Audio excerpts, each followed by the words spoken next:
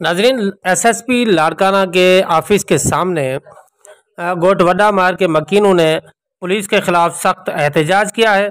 मजीद जानते हैं हमारे नामानिगार नादर मायरी से।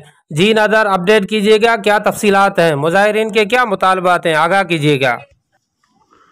जी बिल्कुल, गुज़िश्ता रात लाड़काना के करीब गांव वडामार पर एसएचओ आकिल एट पीरशर थाने की चढ़ाई और पुलिस मुकाबले में जांबाक राजा महर और जख्मी मिठल मार के वर्षा ने लाश एसएसपी चौक पर रखकर एहतजाजी मुजाहरा किया है, जहां पर सैकड़ों की तादाद में मुजाहिरीन ने टायर नजर आतिश करके पुलिस के खिलाफ जो है वो शदीद नारेबाजी भी की है।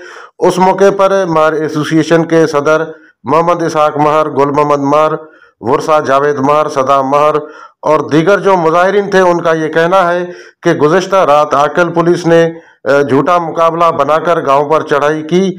पुलिस ने घरों के अंदर फायरिंग की, जिसके दौरान राजा महर जांबाक हो गए जबकि मिठल महर जख्मी हुआ।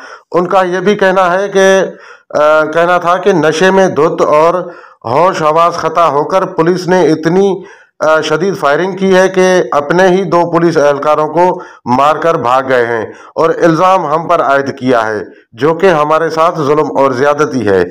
उनका मजीद कहना है कि जांबाक राजा महर किसी क्राइम में मुलवस नहीं था। उन पर अपने बरादरी के झगड़े में मुलवस होने पर केसेस दाखिल किए गए थे, जो कि काफ़ी वक्त पहले ही ख़त्म हो चुके थे।